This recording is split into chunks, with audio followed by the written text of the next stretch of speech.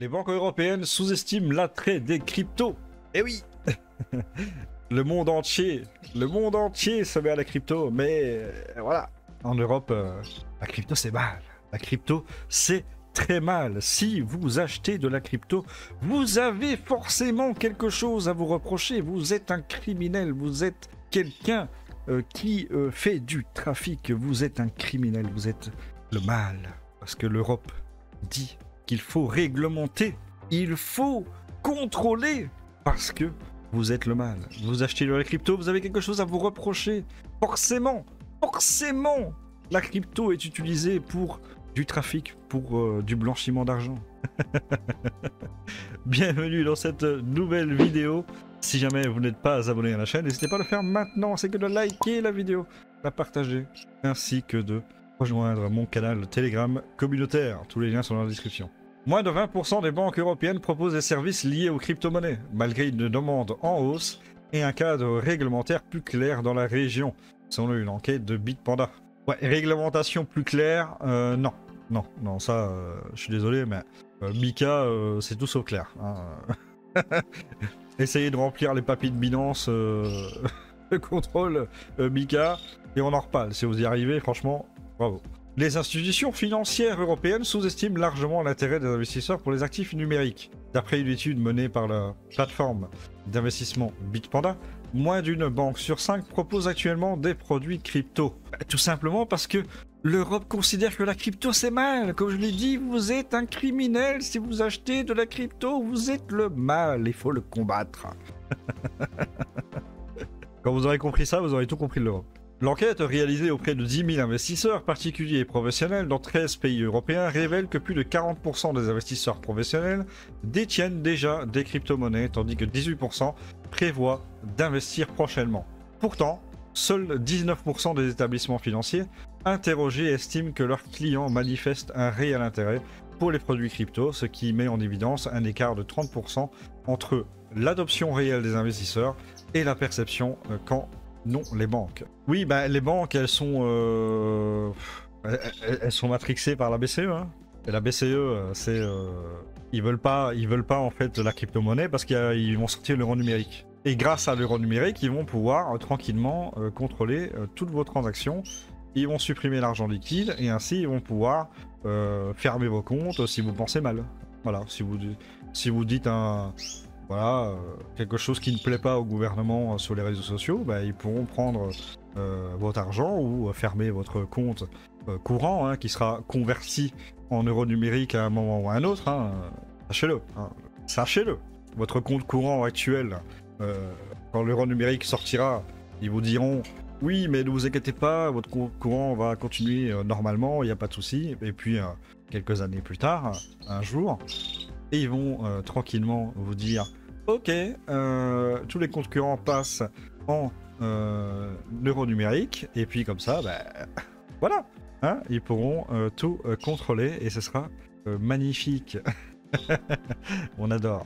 Donc évidemment, la crypto-monnaie, c'est un problème pour la BCE, puisque avec la crypto-monnaie, vous avez une certaine liberté financière, vous avez une certaine marge de manœuvre que eux ne peuvent pas contrôler, hein, puisqu'ils ne peuvent pas vous empêcher d'obtenir des crypto-monnaies. Avec l'euro numérique, ils le pourront, et ils pourront tranquillement faire ce qu'ils ont envie avec. Ok ? Donc la crypto-monnaie, ça pose un problème, c'est mal, c'est criminel d'en avoir. Ok ? Très bien, vous avez compris. Bon.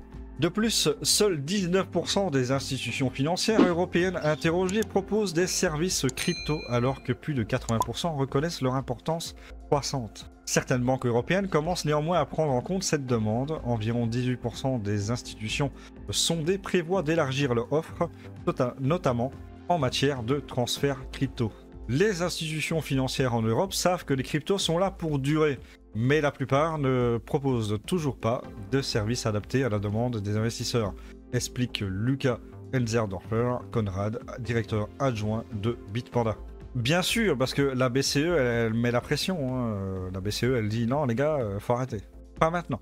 L'euro numérique sort en fin d'année. Pas maintenant, les gars.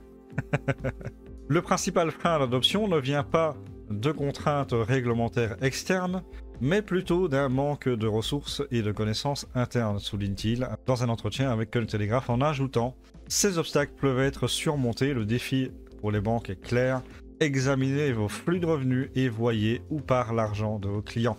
Cela vous montre à quel point la demande des cryptos est réelle. » L'essor des produits crypto proposés par les banques pourrait accélérer l'adoption en Europe. Selon l'étude, 27% des investisseurs préféreraient passer par une banque traditionnelle pour investir en crypto, contre seulement 14% qui privilégient un exchange crypto. Oui, donc honnêtement, les banques ont tout à y gagner à se mettre dessus, mais comme je vous l'ai dit, la BCE, elle fait pression pour que ce ne soit pas le cas pour le moment, parce qu'il y a l'euro numérique. Il faut bien comprendre que Ursula et tous les européistes, ils ne veulent pas que tu aies la possibilité de pouvoir t'en sortir financièrement. Parce que quelqu'un qui s'en sort financièrement est capable de partir, il est capable de faire certaines choses financièrement, etc. Donc ça ne leur plaît pas. Eux, ce qu'ils aiment, c'est pouvoir contrôler. En plus, ils vous ont gentiment expliqué, ça vous pouvez vous renseigner hein, sur l'euro numérique qui va sortir, le plafond de l'euro numérique, donc votre compte d'euro numérique, sera plafonné à 3 000 €. Vous ne pourrez pas avoir plus d'argent. Ça, il faut bien comprendre. Votre compte courant actuel, dans les années à venir, va être converti en compte d'euros numérique et vous serez plafonné à 3000 balles. Donc ce qu'ils sont en train de faire là, c'est un nouvel URSS avec un plafond de revenu universel, hein, donc un salaire universel, 3000 balles, basta. Ils sont en train de vous le mettre petit à petit. Hein. Attendez, attendez un petit peu, vous verrez. En comparaison, 36% des investisseurs professionnels choisissent d'investir par l'intermédiaire d'un exchange, tandis que les banques traditionnelles ne sont que la troisième option la plus populaire avec 27%. Les institutions financières qui n'intègrent pas les crypto-monnaies risquent de perdre des revenus, bien entendu. C'est toujours le même problème, c'est que le monde entier se met à la page et l'Europe, elle est toujours en train de traîner derrière parce qu'elle a ses propres intérêts qui ne sont pas en adéquation avec l'intérêt de sa population. Et ça c'est un gros problème, parce que corruption, parce que... Voilà, c'est gens... que dire. Voilà. Pas besoin de dire plus, vous avez compris. Hein. Les institutions financières qui tardent à intégrer les crypto-monnaies risquent de perdre une part importante de leurs revenus, tant auprès des particuliers que des entreprises, avertit Enzer. On va l'appeler Enzer parce que son nom est trop compliqué. Les banques qui repoussent l'intégration des services crypto s'exposent à une perte de revenus au profit de leurs concurrents ou des acteurs crypto natifs.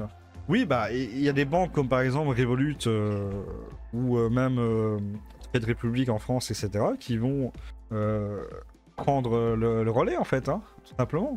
Les banques traditionnelles comme BNP Paribas, Crédit Agricole, Belfius, etc., c'est des... S'ils se mettent pas à la page, ils vont perdre des clients. Moi personnellement, je sais que le jour où je vais avoir suffisamment de capital, personnellement, je vais arrêter mon compte en banque traditionnelle et je vais aller sur peut-être Revolut ou quelque chose d'équivalent. Ça c'est clair et net. Et si les banques traditionnelles veulent survivre, bah, ils ont intérêt à se mettre à la page. Après c'est pas évident, hein, quand t'as la BCE qui te dit non, y a pas moyen, crypto c'est mal, crypto c'est criminel, bah forcément, voilà. C'est pas évident. Avec l'entrée en vigueur du règlement MiCA dans l'Union européenne, qui apporte un cadre réglementaire clair, non, c'est pas clair. Je le redis, c'est pas clair. Faut qu'ils arrêtent là avec ça. MiCA, c'est de la merde. Point barre. Alors, il a eu saoul avec son règlement clair. Non, c'est pas clair. C'est loin d'être clair. Dans l'Union européenne, donc qui apporte un règlement clair, non. Le moment d'agir est maintenant. Oui, ça, effectivement. Réglementation claire, mais n'importe quoi. Tout c'est clair. D'où c'est clair, tu sais même pas remplir les papiers. Quel monde débile. Y a rien de clair. C'est juste là pour faire chier le monde. Voilà ce que c'est, Mika. Faire chier le monde. Tout ça pour mettre leur euro numérique de merde qui vont couillonner tout le monde. Ah, vous inquiétez pas, vous allez l'avoir profond, hein, je vous le dis. Hein.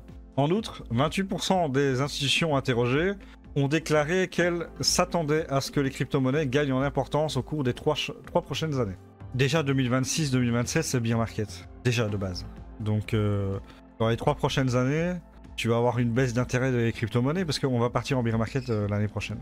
Donc déjà de base, c'est de la merde ce que tu dis. L'attrait c'est maintenant en fait, c'est l'instant. L'attrait c'était déjà il y a 1 an, je te jure. Non mais c'est un truc de ouf, hein. C'est un truc de ouf. Enfin bref, soit.